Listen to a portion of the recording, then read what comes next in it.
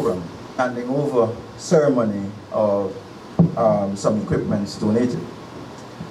This training was birthed through the recognition that there are deficiencies in the way policemen and women execute their duties on a daily basis. Despite our valiant effort to arrest the crime situation in Georgetown, whereas to date we are witnessing a negative 45.3% decrease in all serious crimes, we are plagued with a negative press due to action and sometimes inaction of our police officers, even though they set out to carry out their duties in the correct manner. I am certain many of us here today could recall some of our recent headlines, and I will just go through a few. A police shot while making arrests.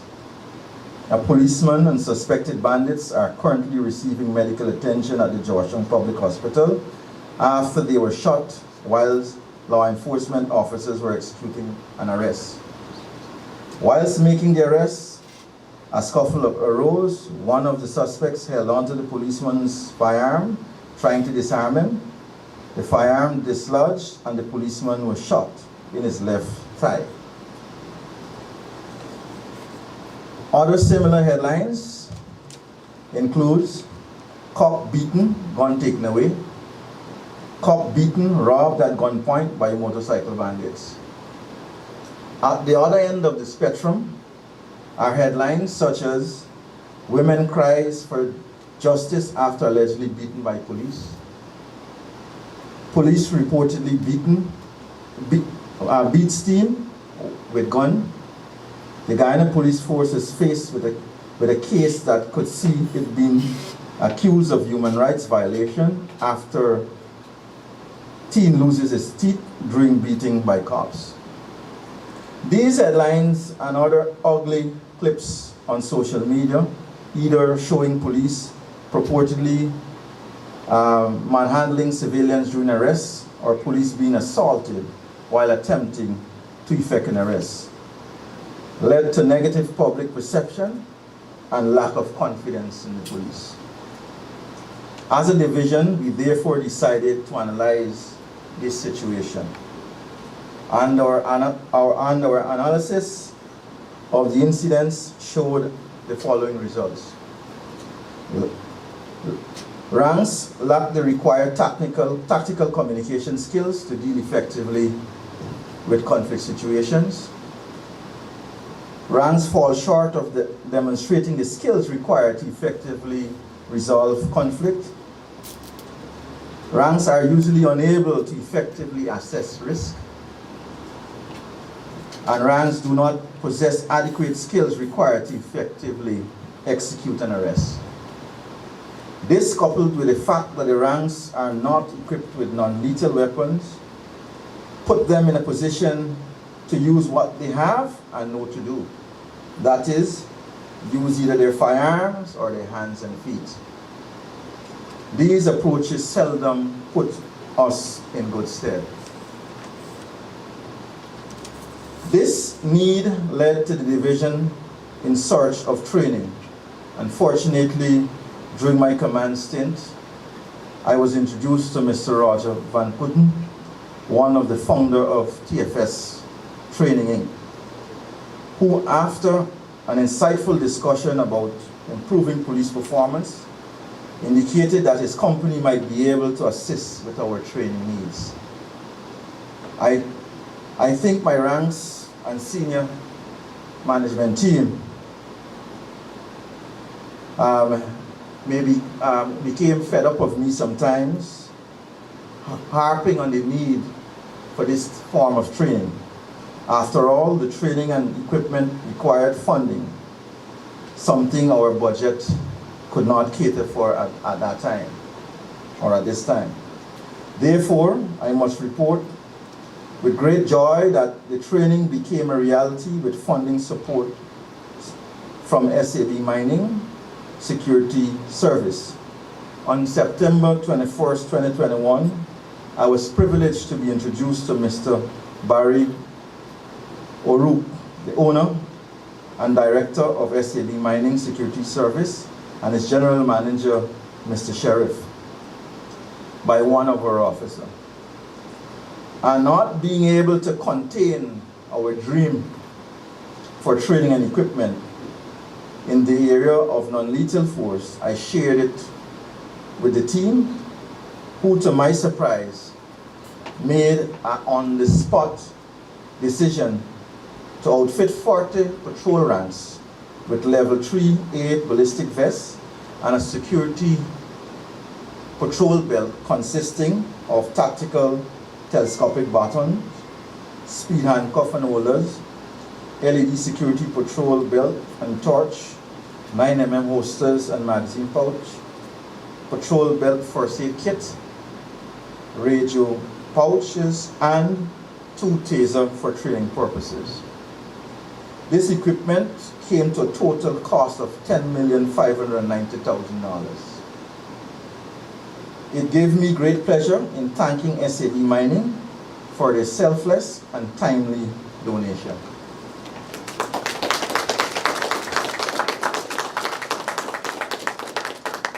With this exciting news, we re-engaged TFS training and negotiated with them for the provision of the equipment needed and supporting training for the equipment to satisfy the training needs identified. This negotiation yielded the agreement for training of 60 ranks at a cost of $95,000 each. Here again, our budget could not cater for this venture. At that point in time, it was therefore a welcome surprise when TFS Training Inc. informed us that they will donate the training, which amounted to a total of $5,700,000 to Region 4. Thank you graciously, TFS Inc., for your contribution.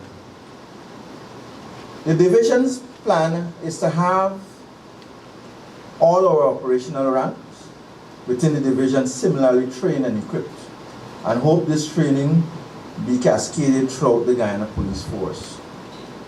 We also hope that the training and equipment provided will enhance the competency of our ranks to effectively execute their duties in a more professional manner. To you, the participants who are offered the opportunity to be part of this training, I urge you to make full use of the opportunity. I was exposed to similar training, and I can assure you that it made a difference in the way I view and execute my duties.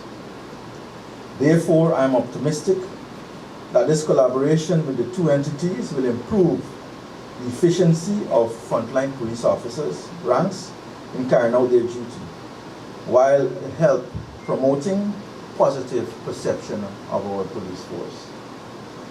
But most importantly, the collaboration will continue towards achieving vision expressed by Excellency Dr. Mohammed Ifran Ali on June 25th of this year, where himself and government promoted a multi-dimensional approach to crime fighting in Guyana. Thank you very much.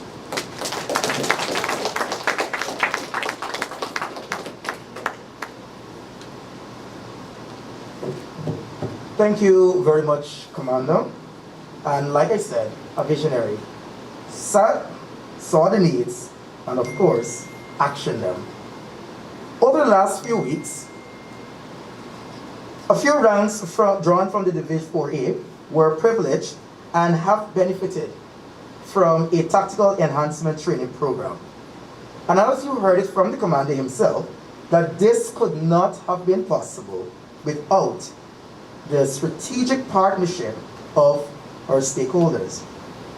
In fact, the persons I'm about to introduce is someone that I've read their bio and was quite taken aback with the achievements. So I know for a fact that the ranks who would have received this training received it from a competent, well-trained authority.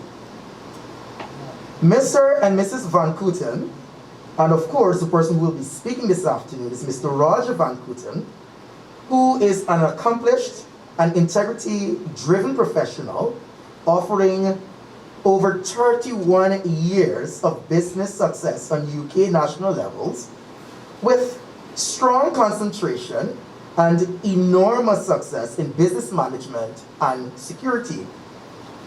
With a wealth of experience in combat training, he was part of the Royal Air Force as a technician, and many, many, many others. If I stand here, we will not get the opportunity to finish it all. And so, in his time, he loves and enjoys restoring and riding old, classic motorcycles. It's funny how a man with so much accomplishment still finds the time to enjoy this. And of course, all types of sports. Ladies and gentlemen, please put your hands together as we welcome Mr. Roger Van Kooten as he presents to us the course evaluation.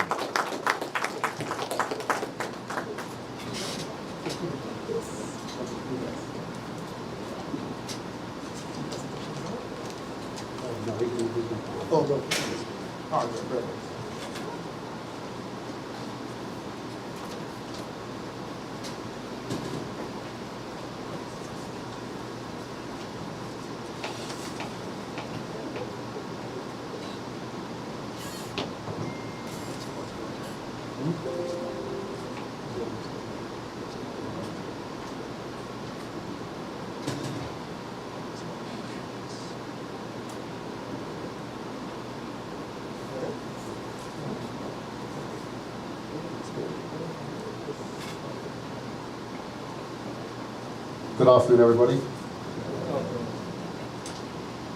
Please excuse me because as an instructor, I'm used to walking up and down and in between the people that I'm delivering to, so it's a bit difficult for me to stand still, but I'll try my hardest.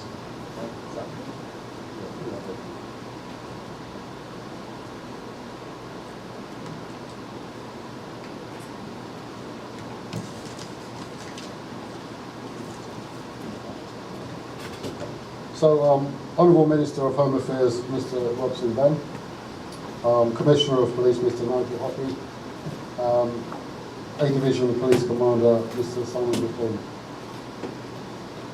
members of the public, officers, senior officers, junior officers, and everybody else that's here.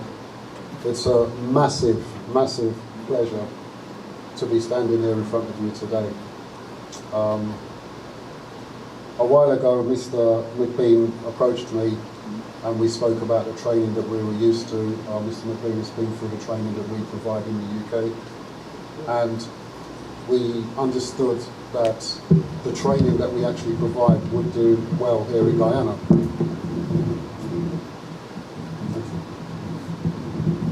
Now,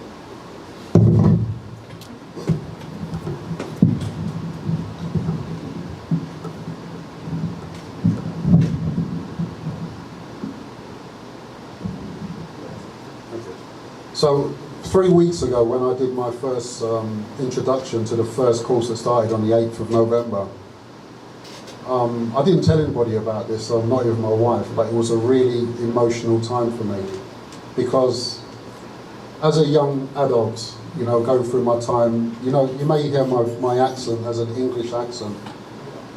I'm the youngest of 5 children. I'm the only one that was born in the UK, and all the rest of my older brothers were born here in Guyana.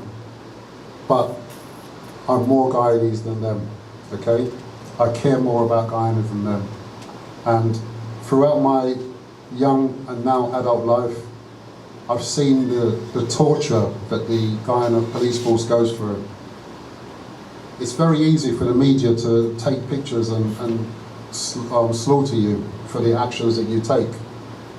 But all they need to do is spend one day on the front line and they will see that it's not easy at all. All the training that we go through can prepare us in the classroom, but it's a completely different story when you're actually out there on the front line. Cameras come later on during a conflict, and they find the conflict after it's actually happened. They don't look at what caused it in the first place. They're not there listening to people shouting in the background, telling people let him go, while you're trying to calm a situation down. So it is really, really a big pleasure for me to be here and to be part of the development of our police force. And this is the start. It's going to continue. So what I'm going to do now, is I'm going to run through some of the program that we went through. I'm not going to go through it in any detail, but I just want you to understand, you know, the quality of the delivery and the quality of the systems that we use. We cater for all types of learning, the way people learn. A lot of people like to learn by looking, some listening, you know, some like to work on their own, doing work at home. So we cater for everybody, and we look at everybody's learning needs. So I'm going to have to ask you to turn around a little bit so you can see what's on the board, on the screen.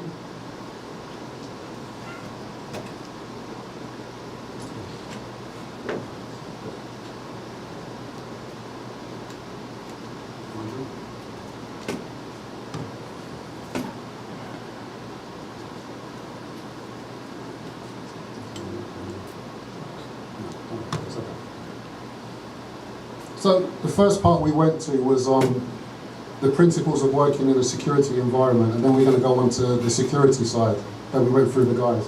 I'm going to go through this at speed because it's not a training session, but I just want you to understand what these officers went through over the last 3 weeks.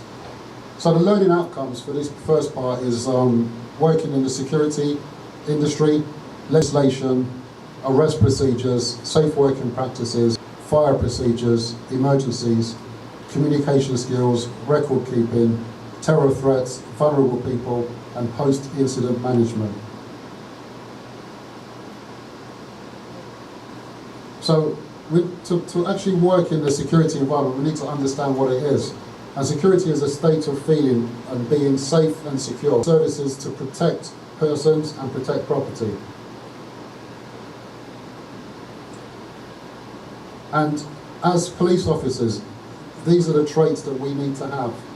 Okay, when we're putting our uniforms on in the morning, we need to make sure that all of these boxes are ticked. Because the more respect we get out there, the more people are going to treat us with respect. If we don't actually feel good in the morning, then we're not going to be treated well. Legislation, we need to understand legislation. The worst thing that can happen to you when you go into a situation is that you feel unsure. Okay, we're talking about first aid, we're talking about going into a situation where we need to arrest somebody. If we feel that we're not prepared, we're not going to be 100% and we're not going to act properly. Okay, and when I say prepared, I'm not only talking mentally, but I'm talking with the equipment that we've got too. Okay, so once we've got all the equipment that we need, the vests, we've got the helmets, okay, we've got the backup from our control room and the officers, then we're going to feel secure and safe. And to top it all, the training that we get also. Okay? Equality is a big thing. We need to treat everybody the same. And we're talking about race, we're talking about sex. Okay, we're talking about people with disabilities. Everybody needs to be treated the same. And that is our responsibility to do that. We've got the Human Rights Act, whereby everybody deserves to be treated properly. And it's not only us, but everybody else. The arrest, okay? To arrest somebody, we need to understand the law. We don't want to go into a situation unsure, am I doing the right thing? You've got cameras all around us now, so we're always thinking.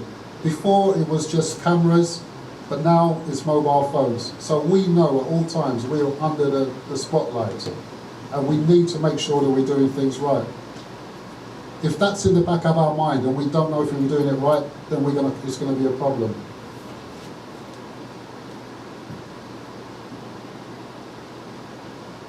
We need to understand about indictable offences. It's like going back to school, but for us it's a continuous development, CPD, continuous professional development. The more we know, the better we're going to be prepared for every situation.